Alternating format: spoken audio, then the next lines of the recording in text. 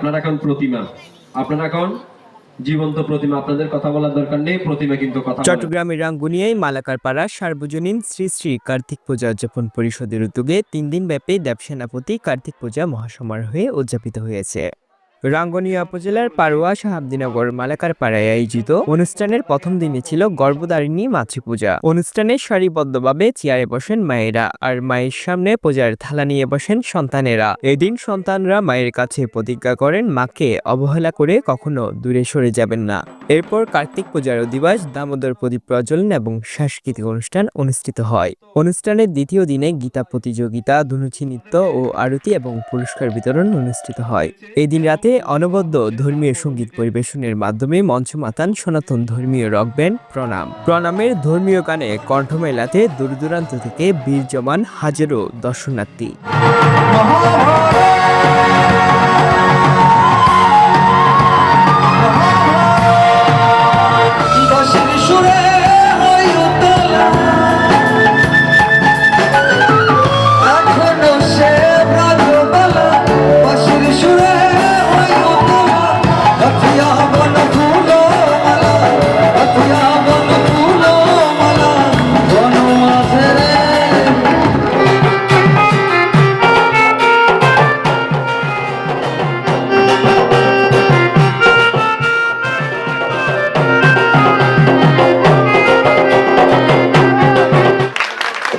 এছাড়াও দিনব্যাপী চলে 4 প্রহরের কার্তিক পূজা।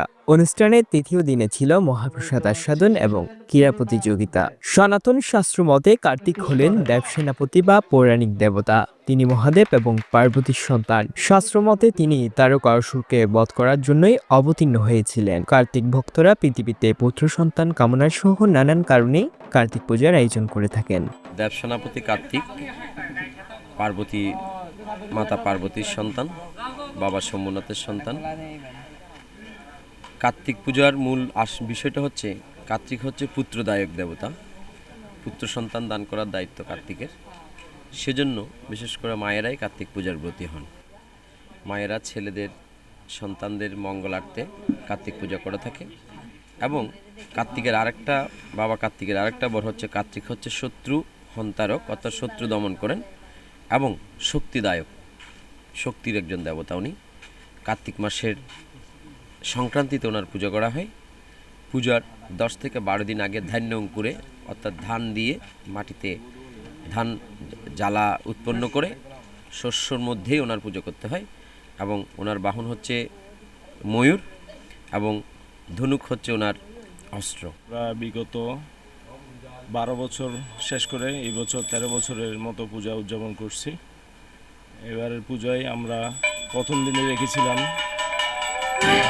মনোজ্ঞ সাংস্কৃতিক অনুষ্ঠান, মাতৃপূজা এবং সাথে সাথে ছিল দামোদর প্রদীপ প্রজ্বলন। এবং দ্বিতীয় দিনের পর্যায়ে ছিল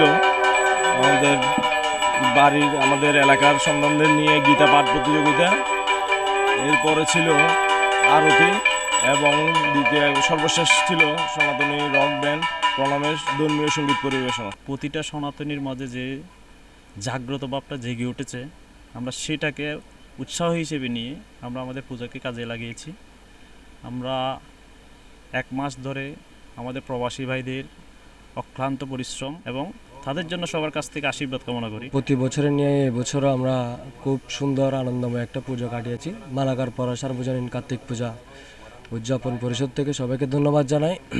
আমরা বাবা কার্তিকের কাছে প্রার্থনা করি আমাদের যারা প্রবাসী ভাইরা আছে, যারা এই পূজাতে অনেক পরিশ্রম করে টাকা পাঠিয়েছে, তো ওরা যেন আগামী বছরও এর চেয়ে আরও ভালো কিছু আমাদেরকে দিতে পারে মতো, আমরা ভালো কিছু এই রাঙ্গুনিয়া পারুয়া শাহাবদীনগর বরবাড়িতে দেখাতে পারি মতো ওইরকম আমরা আশা করি, বিশ্বাস করি। পূজা উপলক্ষে বিশাল এলাকা জুড়ে করা হয় ব্যাপক আলোকসজ্জা। অন্তর্পাল আকাশ, সনাতন টিভি, চট্টগ্রাম।